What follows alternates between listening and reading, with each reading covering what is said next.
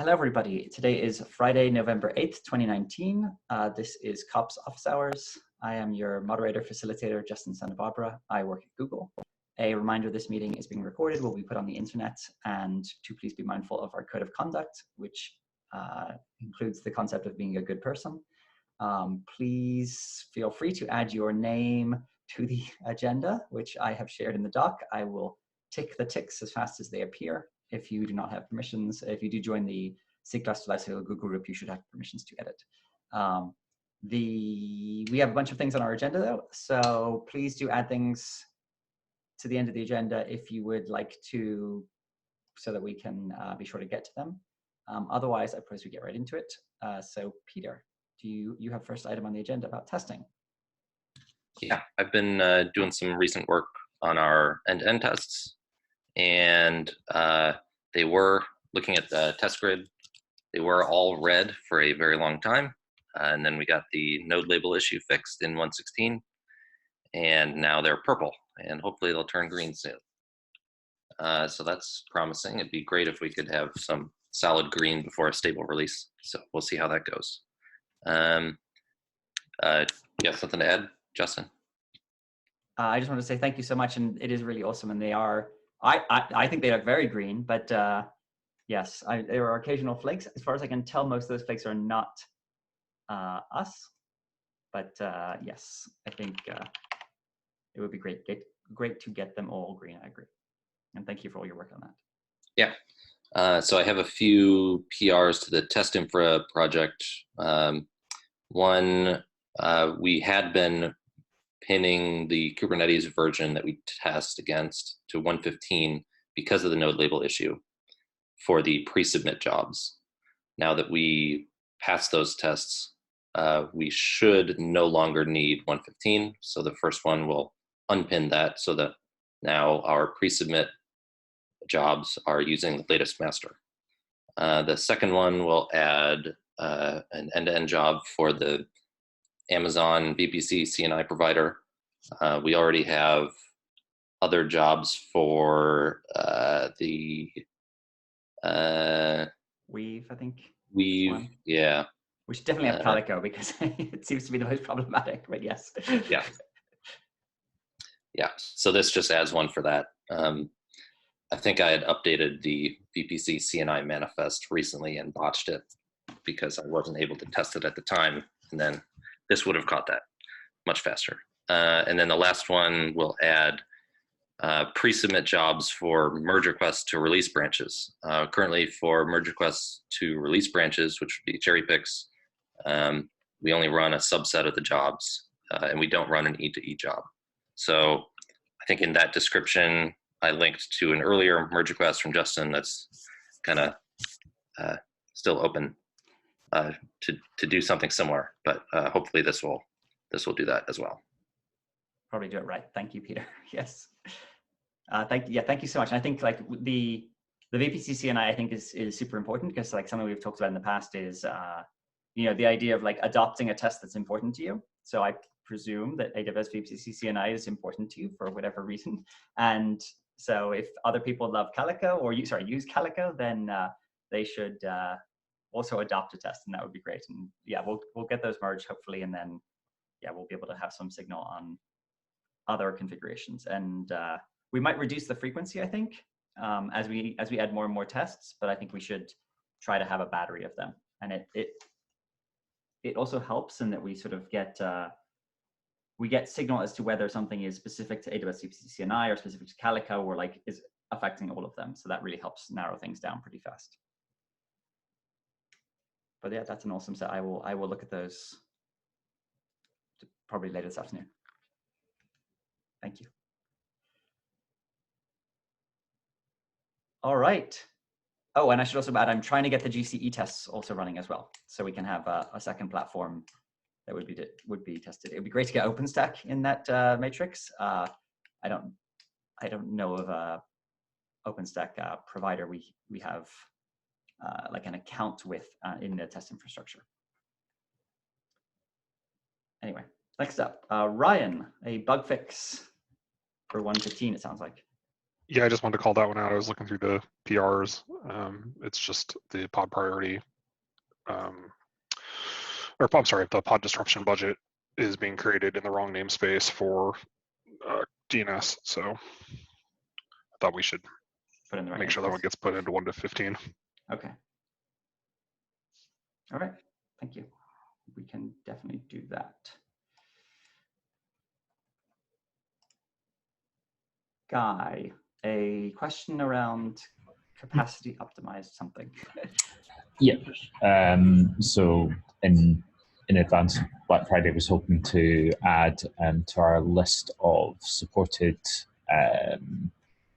instance policies, like a relatively new one from AWS, capacity optimized, because it's got all sorts of benefits for us in terms of picking the ones that are least likely to be interrupted.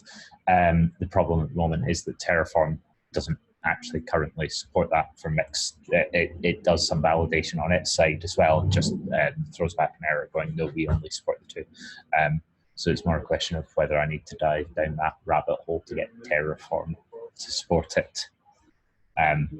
I only had a brief look and didn't see anything obvious in terms of things that are supported by CF but not by Terraform at the moment, so I didn't really know whether that's something we want to start going down. Probably not, is my feeling. We are, so as long as it is functionality that you have to explicitly turn on, yeah, it's okay to return an error and say in the Terraform, return an error when you're using Terraform and say Terraform does not yet support this, and okay, that's fine as long as it's not like in the default flow. We can't like break the yeah. Okay. Yeah, that's great, and we've done that in the past. So Terraform, as I understand it, has a policy that they don't support beta things. At least that's the case on GCE, which obviously I'm more familiar with. Yeah. And so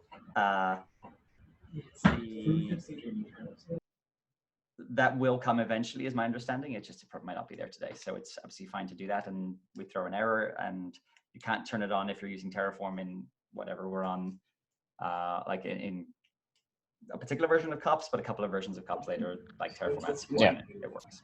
Okay, cool. That sounds great. Awesome. Thanks. John Myers. John. Yes, so in the chat group and also in the past tickets I've seen, there's been resistance to adding features to rolling update because cluster API is imminent. I have some interest in and pain around rolling update and would like to improve it quite a bit, and think it would be unfortunate if progress got stalled for the 3 years it'll take for cluster API to address these things. Now, it hasn't quite been 3 years yet, but yes, your point is well made. It is certainly a long process. I think well, I think it would make sense to treat cluster API as basically a cloud provider, and I see there being a transition period for, if KOps has more features than them, then you just use cluster API and turn off its rolling update and use KOps for your rolling updates. I think I'm actually in favor of doing, as you suggest, like adding features to it. I think, certainly be aware that at some stage we do hope to move to cluster API, so it may not live forever, but as you point out, it seems like it has a fairly long shelf life. And I think some of the past feature efforts have been layered incorrectly, where they've been putting things in rolling update that really should belong in the cloud layer as to how you exactly handle surging. Yes, the other thing is that like the PRs that we've had to date have been like very complete, very big. Yeah, it needs to be feature by feature. Smaller, yes, more reviewable would be really helpful, because I think like the surge upgrade in particular has a lot of edge cases, and so splitting that one out into a smaller PR so that it doesn't hold up everything else would be really helpful, because the challenge with surge upgrades has always been that unless you are very clever about how you do it, you can lose sort of state and sort of get stuck on a bigger size. Yeah, I think more logic and surge needs to be in the cloud provider. Rolling update needs to say, I want to surge this much, I want to take this instance out. That could, so it would surge, so it could last, so if you crashed, like the next reconcile would just sort of like go back. Yeah, that could work. I like that. But yes, those have been the challenges, like fear of cluster API coming, and then the PRs that we have had have been major refactors, whereas we do need smaller ones, I think. But yes, I think that'd be great. And if you want to put up like a work in progress or PR or anything like that, then please feel free to do that. I'm happy to take a look. Thank you. All right, Zach, you have the next item. I think there's Matt just before me. Oh, I'm so sorry. That's what I get. Matt, thank you, Zach. Matt, Lyft. No worries. CNI. Hello. I have a pull request open. We are using Lyft 050 now for in our kops cluster. It's all good. The problem is in kops we download the targz from GitHub from Lyft, but they didn't build the binaries for the 0.50 release. So I tried to open an issue. I asked, but it's been stale for like 9 days now. So my question is, where do we store them? Do we try to have a chat with them? If there is a kops official place where we can build and put things? Yes. So it's particularly tricky because it's not like a core Kubernetes binary. So it's not one of ours, right? So we're sort of hosting other people's code, which is a little, I mean, I know it's Apache, so it's less problematic, but it's certainly not something we really want to be doing. The ideal situation would be that they would upload it. We could also support like a mirror. So you could, this has come up a bunch, the idea of like, I want to bring my own Docker, I want to bring my own CNI provider, I have a different tar file, and we like, could you upload it to your S3 bucket, and like we support specifying a tar, in this case, I guess, what would it be? Is it an image or is it a? No, it's like 4 binaries that in one file. Okay. Are these the CNI drivers that get dropped into like opt CNI bin or? Yes. Okay. I guess then is a question of trust. Like I can upload them and you can trust me that they are fine. Yeah, we don't. Yeah, that's the other problem. Yeah. Well, what I was imagining is that you in your private kops installation could upload them to your location, and you could specify a URL, and so that same pattern, and it would be your URL. So that same pattern is the sort of thing that we want for, the people that want to bring their own Docker, for example, which feels like a fair use case. Like figuring out a pattern for that and figuring out a pattern for your use case, which is a little different, right? Which is that they really should have built this binary themselves. But regardless, if you had a patch to the Lyft CNI provider, then like we can imagine you just have a patch to the 040. It happens to be 050, but you just have a pretty big patch to it. Looking at the PR, it does already recognize a Lyft VPC download URL environment variable. So it is. So I tried to use that, and probably I failed somewhere, but it didn't really work for us. We tried like half a day to see if it's node up to pick up the environment variable, but I wasn't able to make it work. And so we ended up like just changing. I literally changed the URL and the hash from in kops and build our own binary, and that works fine. Yeah, so I guess there are two things. Like, first of all, we should figure out why that doesn't work, and we should like let you support other URLs either via envar or via like another specification in the cluster itself. And then I guess there's regardless, we should still figure out what we want to do about. There are more and more binaries which we are seeing, and I get a little uncomfortable pointing at sort of random binaries, but I also don't want to start hosting them. And so I don't know what the answer is here, actually, to be honest. We absolutely could just upload them to our GitHub as like a different release, being like dependencies, or I don't know. I guess I could ask people on the release team what we should do. I can ask people on the release team what the appropriate, or on, I guess, I can ask you what the right place to put them is. We have places to put them. It's just not clear what we should do with binaries that aren't ours. Okay. And then, but I also think we should make it that we should fix like the lift download URL, possibly put it in the cluster itself.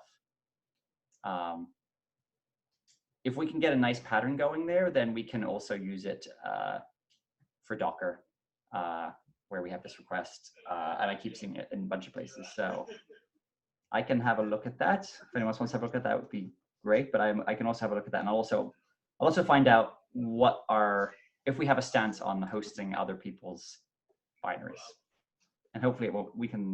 Yeah, this one is going to be less bad because it's Apache, but yeah, like where we should put them and what we should do. So not a complete answer, but I will certainly have a look and try to follow up for you. Okay, yeah. If you then follow up in the PR, then I can try to implement or carry on with the PR. Okay, thank you. All right, Zach. All right, hey everyone. So we recently are switching our networking provider to Calico, and our clusters regularly, well, we're planning for them to scale over 100 nodes. So they recommend using BGP route reflectors for that. So kind of in preparation for that, I'm trying to put in a PR in order to have kops support that for us by making the masters. It seems like a good option because they recommend highly available route reflectors, and having 3 masters generally, it seems like a good approach. And I think there was an issue that was raised for this already, and that kind of gave me a bit of inspiration to try it out.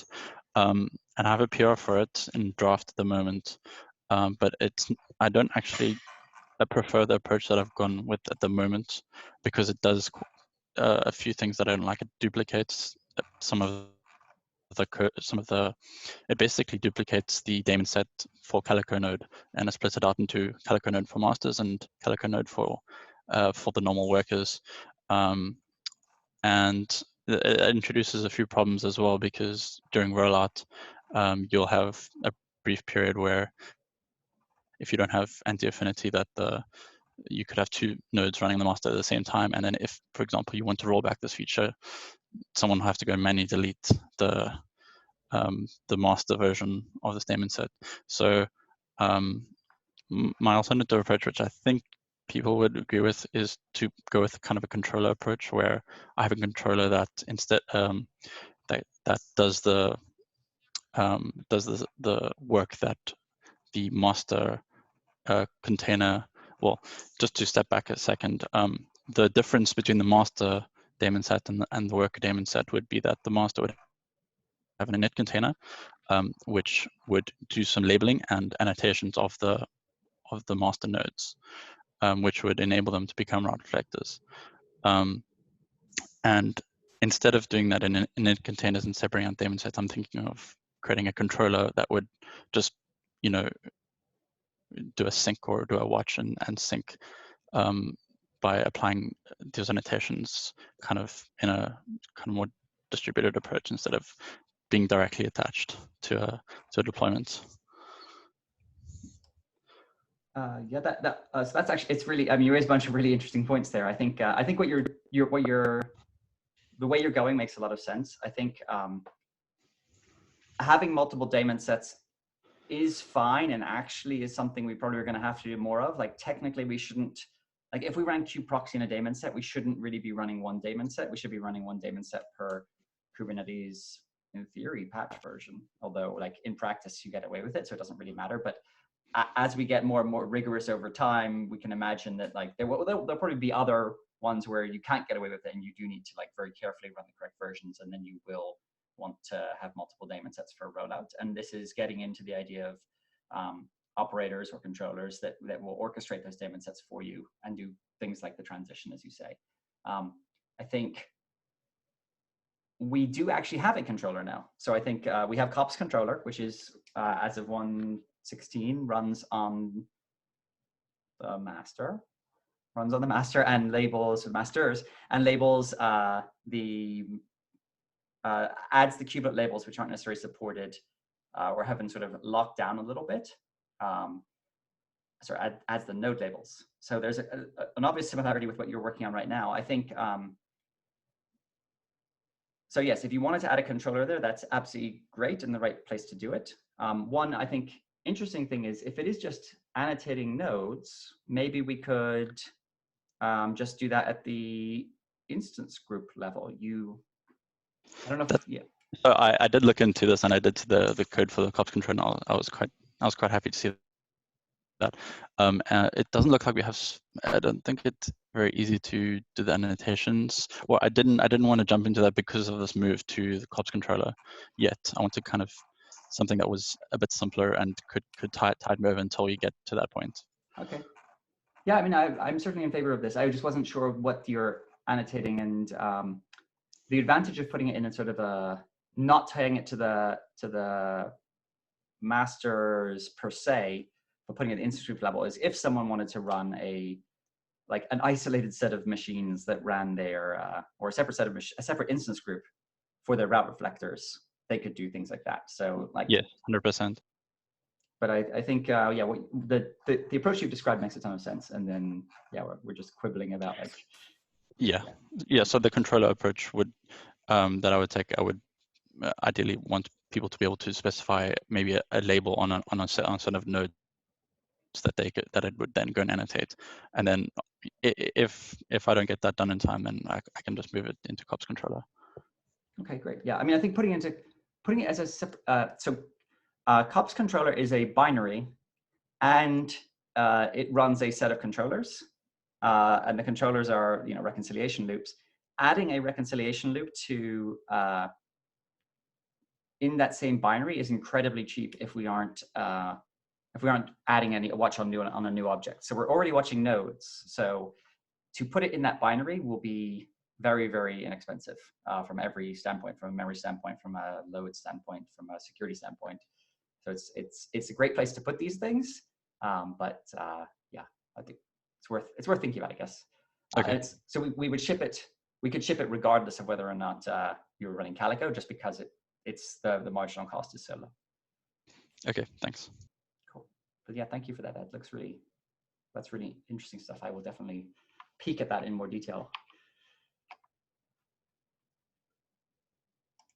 Austin, a possibly related topic to the Lyft CNI provider. Yes. So I came in like halfway through that. I wasn't paying attention until like halfway through, and then I was like, oh, this is actually kind of relevant. Anyway, so forgive me if I kind of am redundant here. But yeah, essentially we have a use case where we need to be able to download Docker binaries from our own Artifactory. We can't pull them from Docker Hub or Docker IO. So the PR that I submitted is essentially just a rough way of overriding that Docker version slice that's in docker.go in NodeUp. But in using this, we've actually noticed some issues, and that's why I put the hold on it, where this causes problems when you try to use this with multiple operating systems. So it's like you have one node group or one instance group that is like CentOS and the other is Ubuntu or something. This doesn't work very well. So now we're trying to think about some other options. So I have like 3 ideas, but none of them are, I don't know, they don't really sit right. So the first is just externalize this list like into S3. So like create a spec somewhere, like a new spec that has the list of Docker images. The problem is that I don't really like about this is like now you kind of have some things outside of the cluster spec, which like I wanted to have this stuff configured inside of the cluster spec or in an instance group or whatever. So the other thought is like kind of related to this, is almost the same thing, but we just provide a link to it, so like that way it's not necessarily down to being an S3 or wherever we put it.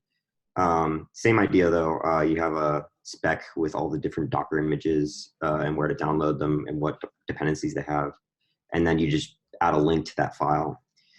The other one is the base, like providing a base URL to download them from. But the problem that we see with that is that there's potentially an issue where like if you're whatever artifactory or whatever kind of binary storage you're using doesn't have them under the same path, then obviously this is going to be kind of useless.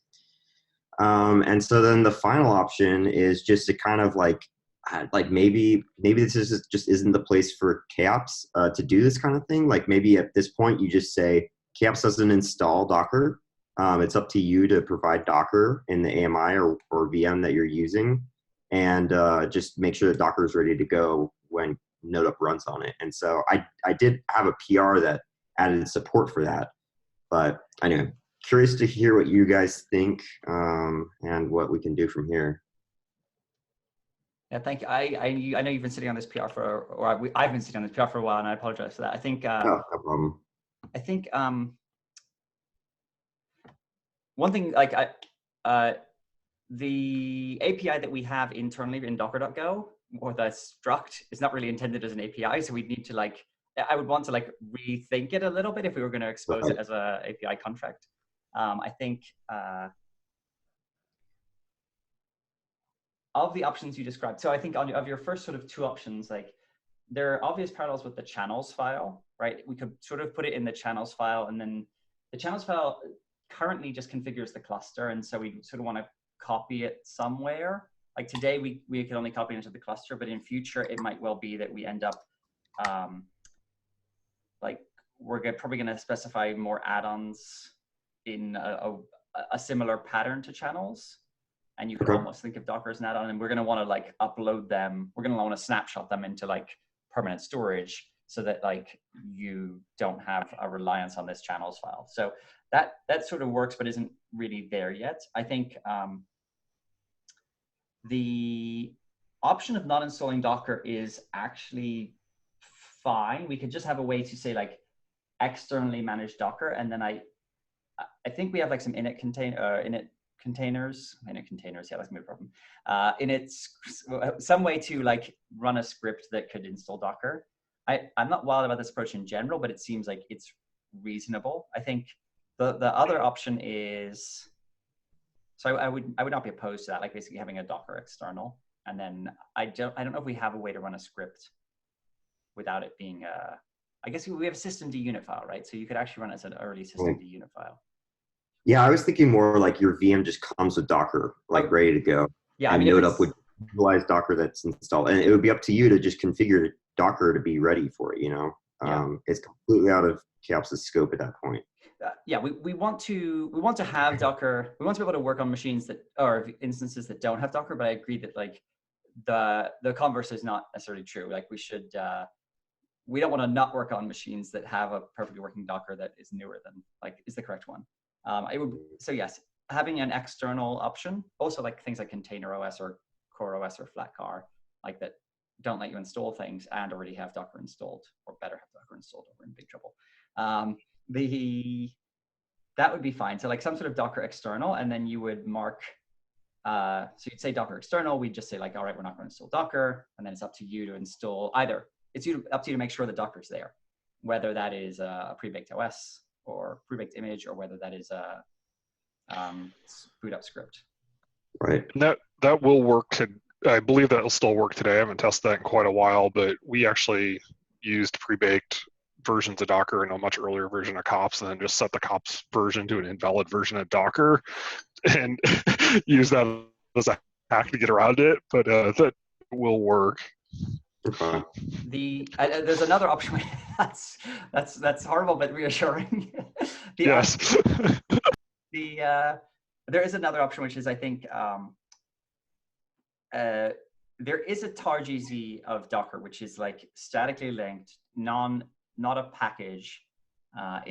We actually are using it now on some of the distros which Docker has stopped supporting, and that, in theory, is image independent as long as you're not running Windows, or as long as you're only running Linux, I should say. And so accepting a version which is a URL and doing a tar-gz, or and assuming it's a tar-gz URL, that to me would be a great option as well. But I think the probably external like formalizing it so you don't have to hack up however you trick the December parsing code into like bailing out early, but not panicking. And then, and or supporting a URL. So like, I think those are very reasonable options. I would hope if we start with TarGZ, we can see whether we need these, like the dependencies that you have in your PR 6956 because yeah, it's obviously there is some stuff in those packages like SC Linux rules, but like, are they important? I don't know. And maybe if you want those, then you use external mode. That would be. So, and then one more thing regarding the like an external URL that you just TarGZ. So, how would, and maybe I'm misunderstanding like what's in this tar, but like how would you handle it for multiple different like architectures and stuff like that? Like how would you specify for your distro and architecture which URL you want to get? Good question. Good point. First, I just want to say like external and URL, I think are like, we need to come up with better words, but like external would be like, I've already done it. And then URL would be like, download this one. In theory, the distro doesn't matter because it should be statically linked. The architecture, you're right. Like it's not going to work on ARM or vice versa. I guess today we would assume, well, first of all, I think you can specify the Docker version on an instance group level. So maybe you could get away with it in that way. It would be a little tedious to like have to, I don't know if that's true. I'll check whether you can actually specify Docker version on an instance group level.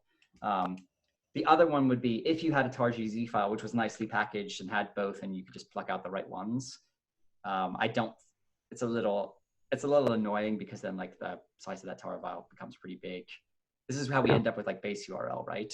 And then we get back onto the topic of like, all right, so Docker isn't going to do that. Do we redistribute?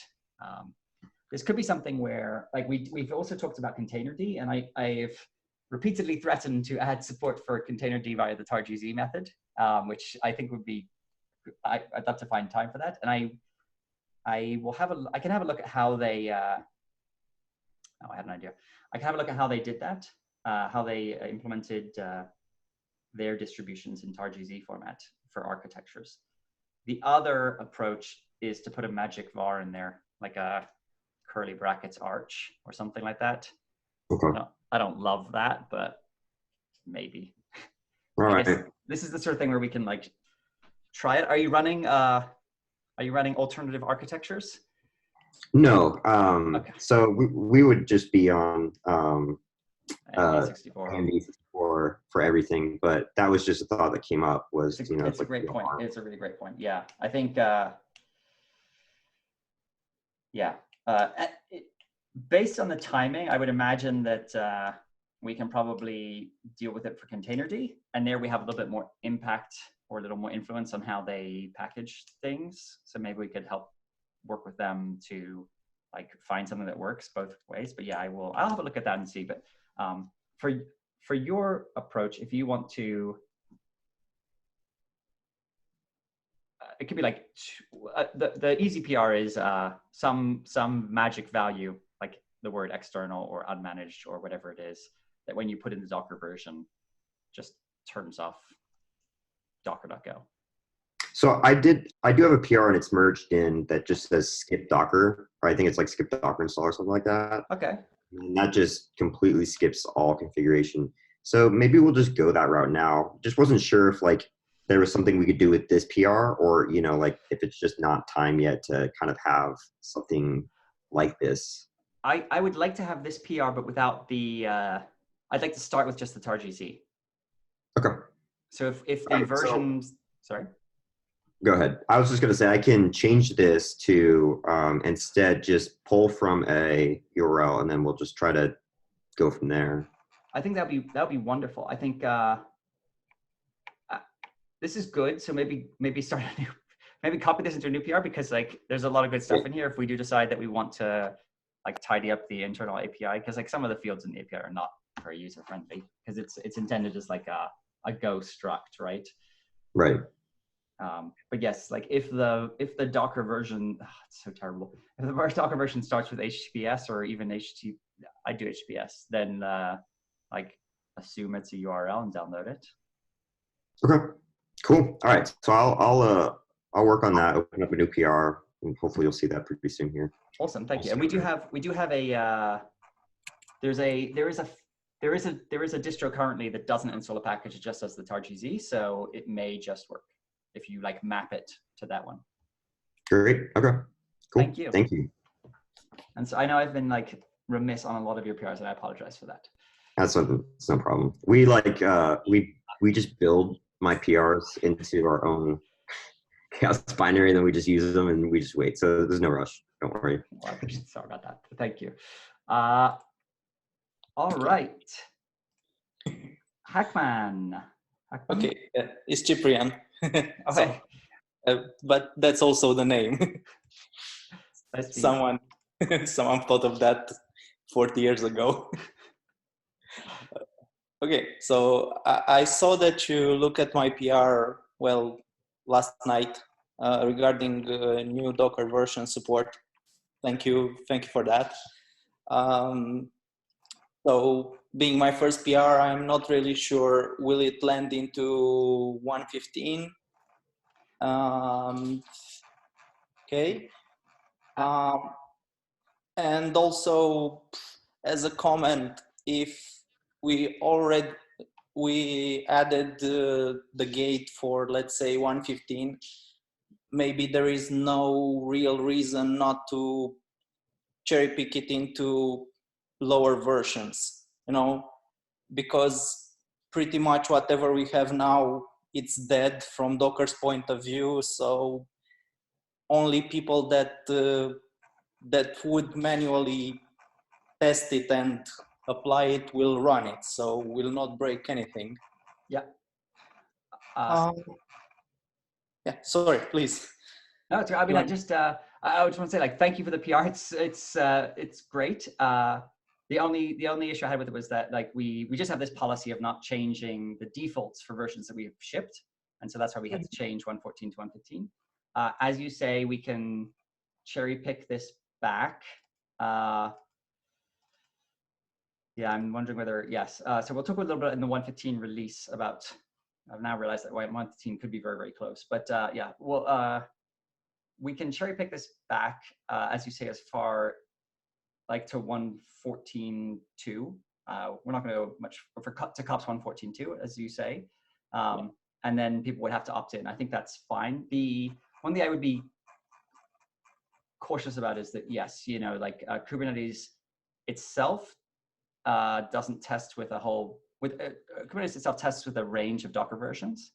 But yes, so you just have to be, it's sort of on your, it's up to you, but yes, we let people change to newer Docker versions, and it can be very helpful when a security thing is found. Yeah, it's pretty hard when you only get the list and that's it. Also, one of the things I noticed is that list doesn't have, so everyone that committed, patches, just committed its own version. So it was, like, I want to try it on that. No, you cannot. So this is why I tried to make it for as many OSs as I could. Thank you so much. Yeah, that's really good. Yes. Yeah, that's great. After that, I noticed that I'm missing some of Ubuntu Xenial and Debian Jessie something. So if you want, I could also add those two, at least those versions still supported by Docker. Yes, that'd be great. I mean, you don't have to do it in this PR, but yes, it's always welcome to add the mappings. Yeah, a different PR would be great so that we don't keep this one open that long. And also wanted to ask if it would be useful to do some cleanup there, because I think there are some very, very old Docker versions. Yes, there are indeed. the challenge is that there are people that are running, I guess so, yeah. I mean, to date, we have not yet removed, in theory, here we go. In theory, today, you could launch a Kubernetes 1.4 cluster with kops. That would not be a good idea, and you should not do that. But it is certainly, in theory, possible. I think Mike has done some great work on like pushing people onto like newer versions. I mean, like, so Kubernetes itself is only supported 3 or 4 versions back. I can't remember where we landed. And so, you know, going to anything prior to even 1.12 is really pushing it. Even 1.12, so the official release notes starting at least 1.14, they say that 1.3 something is the minimum. So it's, so I don't, I would leave it, I'd say we can. It was just a thought that if I'm in that area, you know, testing the hashes took a while. Yes, it does take a while. It's, depending on your download speed. Yes, but yes. I don't know. I'd rather we left it, but because I just worry we're going to break someone. But you're certainly right that we probably should remove some of the really older versions of Docker, which really shouldn't be used anymore. Why don't we in general think about deprecating some of, or removing support for some of the oldest versions of Kubernetes and cleaning up at that time? Because we also have like a bunch of manifests for like, I think we have some manifests for like the RBAC transition. Like we have pre-RBAC and post-RBAC, and like really like that was ancient history by now. So yeah, I still see questions some places about the etcd migration from 2 to 3. So yeah, I mean that's much more recent at least. But yes, like we're trying to, but not much you can do about it. Yeah. So I mean, I think that is like one of the things that's holding people back on the older versions of kops and possibly of Kubernetes. And I think as we get past that, I'm hoping we can actually, as you say, clean up these things. I just don't know if the time is right now. Okay. But it's a good, keep bugging me about it and keep bringing it up, because it's definitely worth thinking about. I don't think that one in particular has a particularly big cost, but if we discover it as a cost to maintain them, as you say, like the downloading of the hashes is an example, then we should evaluate that against the risk of breaking someone. And my last question was about the Debian Buster. So yes, Buster in particular about IP tables, right? Yeah, I saw that there is a PR there for it. I was just curious if there is any decision about supporting that. There's I have yet to, there was an upstream debate.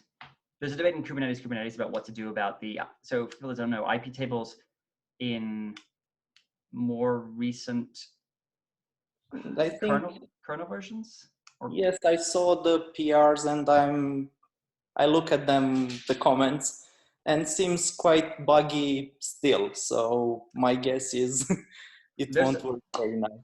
Yeah, there's an upstream issue where we're trying to discuss this. I'll try to find the link for that. And it's pretty, what basically happened is that IP tables in the latest kernels, IP tables, the newest versions of IP tables, the binary doesn't configure IP tables. It now configures NF tables. NF tables, thank you.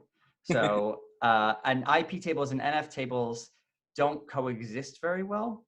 And the real problem is, if you run IP tables in a container, you are running you're probably still running IP tables that's going to talk to IP tables, not IP tables that's going to talk to NF tables. And so, and then when you mix them, you get like horrific, like the wrong behavior. I think basically most packets drop or something like that. And so we have debated a lot what the correct plan of action is, and I don't think we yet reached a resolution at the Kubernetes level, but I will paste the link where this debate is ongoing. I think the workaround is fairly simple, which is that you, in Buster, you install IP tables legacy, and you just don't use NF tables. But obviously that's not really the long-term best course of action. Well, you don't get, if there's something in container, might still try to use the wrong one. Yeah, Yes. it could also try to use NF tables. Yes, that's true. If there's something in the container that tries to use NF tables, then yes, then that also would not be good. Most of the things in the container are trying to use IP tables. So, but yes, it's a difficult situation, I think, would be the way to put it. And I will try to find the bug that describes it. But as far as I know, I think I got it. But yeah, it's so not something for the near future. I hope we just figure it out and then and just agree what we're going to do, and then we can do it. As far as I understand, the only issue with Buster is this change, and there are not other problems. So yeah, but I think the upstream discussion is much larger, like support for CentOS 8 and general. So they want to support IP tables, yeah, based on various things. Okay, I guess it's a larger debate, and at some point there will be a conclusion. I hope so. It actually looks. There is an issue which actually looks. So the good news is there is something updating images to Debian Buster. There is a PR. I'll put in two PRs. They just merged it today or yesterday. It looks like it wasn't. I don't know. I'm looking at this one, but upstream issues, this one, and that one. Anyway, thank you for your contributions, and they're really great. I hope we can get that into 1:15, and we have 2 more items on the agenda this week and a couple of minutes left, so we should probably keep going if that's all right. Thank you. Thank you. Matteo. Hello. Node local DNS. Yes. Yes, I see that we have an open issue. There have been some comment, one from you that you would like to see that as the first add-on operators. Other people saying, well, maybe just a simple manifest. I have some people in our cluster complaining about DNS, so I wanted to give node local DNS cache a try. What is the way to move forward? What is the idea around that? I will look at node local DNS as an operator this weekend. I also won't be too upset if someone wants to add a manifest for it. But yes, if you want to try it, I believe you can actually just in kubectl apply it. I think you can kubectl apply it. I don't know whether the upstream version, or do you need changes to the DNS? Yeah, there are the variables in the YAML. Now, I'm happy to look into that, but I would like to understand if I can make it work with the manifest or something like that, if it's something that would be acceptable upstream, or if you would really like to see this as an operator. I would really like to see it as an operator, but I also accept that, like, as per the cluster API discussion that John raised the excellent point about, we're not going to sit waiting for like operators forever. We have gradually like whittled down the pieces. So we have a controller now. We have a place to run this operator. So we're closer. So I will try it this weekend. But yes, if you wanted to do it as a manifest, that's fine. We're gonna have to do this for others. There are plenty of other manifests that I would like to also get to operators. So it's not like it's really hurting anything to. Okay, I'll wait for your weekend, and then we'll Okay. see how it goes. Yeah, then yes, exactly. Then on Monday I'll be like, Justin failed to do this. All right. Okay, we have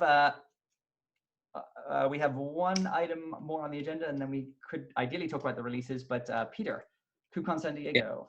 Just really quickly, if anyone else is going to KubeCon San Diego, we should try to meet up or something. Maybe I'll organize something or post in the Kops Dev Slack channel. That would be super cool. I'm going.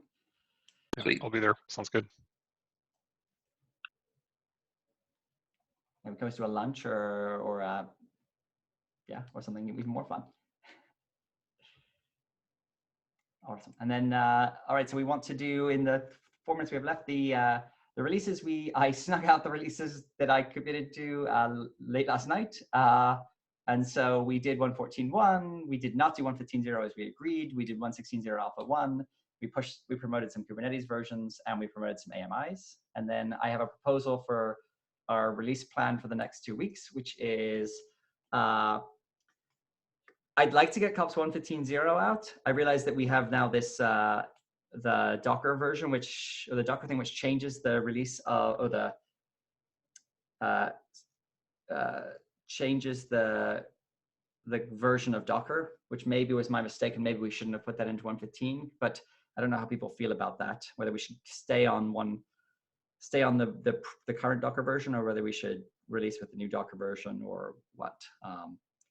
The other things is probably we'll do a 116.0 alpha 2. I'm sure there'll be more stuff. It would be good to do 117.0 alpha 1 so that we can actually catch up, even though we'll then have 2 alphas open. And probably it's time for some new AMIs. I'm not aware of anything in particular, that, like any real security fixes that need fixing since our last one, but just good hygiene of getting into the practice of building them, and pre-baking Docker for people that want that.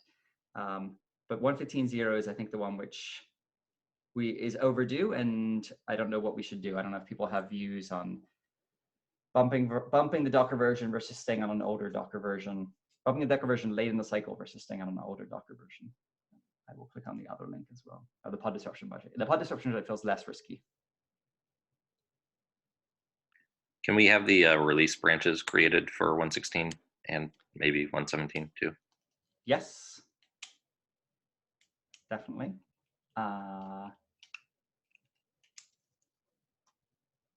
115 votes. Do we bump the Docker version or not bump the Docker version?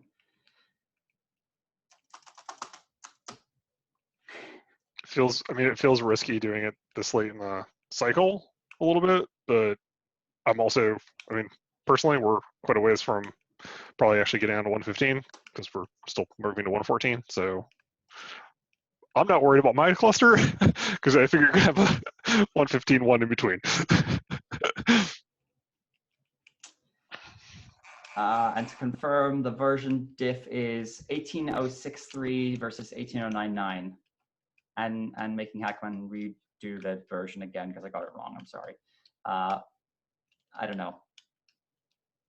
If you want, I can just bump the version a bit more.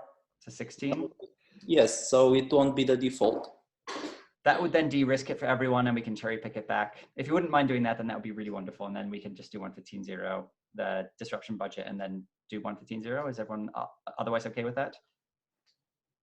Sounds good. All right. Yes. Thank you so much, Hackman, for fixing it twice. No problem. Just I will just bump it again right now. Cool. So it'll be 116. We'll have 1809. 117 we'll have 1903. And 115 we'll have 1806.